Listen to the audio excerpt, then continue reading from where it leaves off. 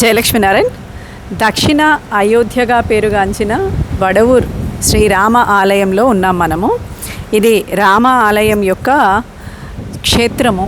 మీకు శిఖర దర్శనాన్ని చూస్తున్నారు. ఇక్కడ ఈ ఆలయంలో ఏంటి అని అంటే విశేషము, శ్రీరామచంద్రుడు 14 ఏళ్ళు వనవాసం చేసినట్టు మనందరికీ తెలిసిందే.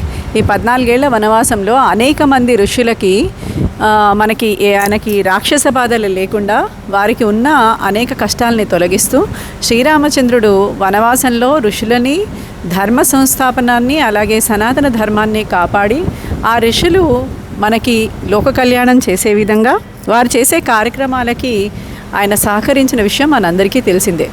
అయితే ఎప్పుడైతే రామచంద్రుడు ఇలాగా అందరికీ సహకరించాడో, ఆ రాముని యొక్క దివ్య మంగళ సౌందర్య రూపాన్ని ఎవరైనా దర్శించిన తర్వాత అసలు ఆయన్ని వదలాలనిపిస్తుందా? ప్రతి ఋషి కూడా ఆయన కావాలనే కోరుకున్నట్ట. మీరు అయోధ్యకి తిరిగి వెళ్ళొద్దు, మా దగ్గరే ఉండిపోండి అని ప్రతి ఒక్కరూ ఆ సీతారామచంద్రుల్ని వేడుకున్నారట.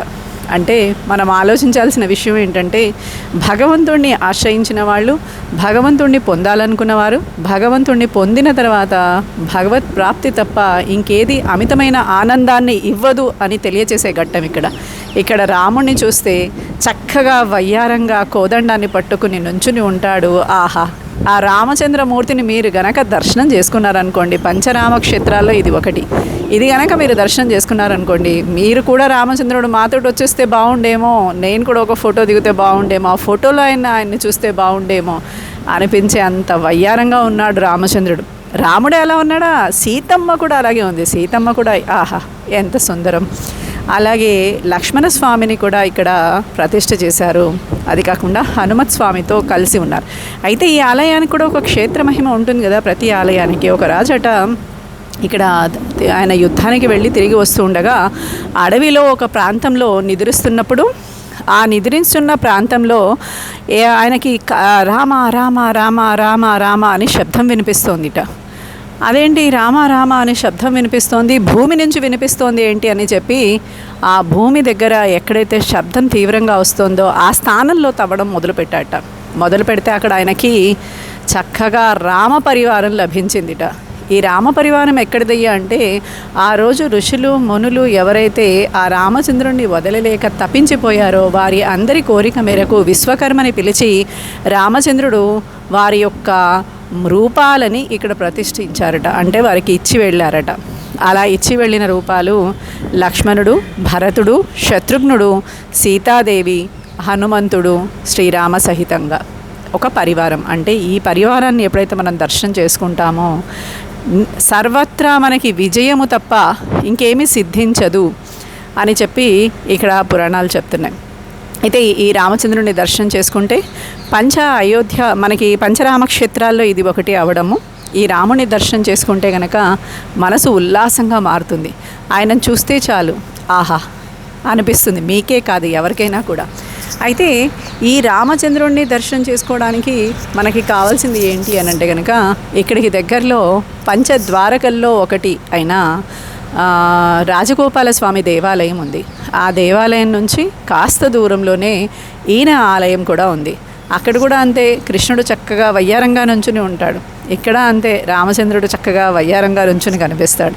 వారిని దర్శనం చేసుకుంటే పుణ్యం తప్ప ఏమీ సిద్ధించదేమో, అది చాలేమో, ఆ అమృతమైన ఆయన రూపము మనకి లభిస్తే చాలేమో అనిపించే విధంగా ఇక్కడ ఉంటుంది.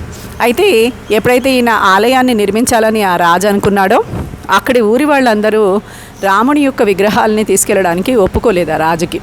అప్పుడు ఆయన వాళ్ళని ఎలాగో అలాగో ఒప్పించి వారికి భరతుణ్ణి, శత్రుఘ్నుని ఇచ్చేసేసి, ఆయన లక్ష్మణ భరత శత్రుఘ్నుని ఇచ్చేసేసి సీతారాముల్ని హనుమత్ సమేతంగా తీసుకువచ్చి ఆయన తంజావూరులో ఎక్కడో ప్రతిష్ఠ చేయాలనుకున్నప్పుడు ఆయన వస్తూ వడవూరులో ఇక్కడ నిద్రించారట.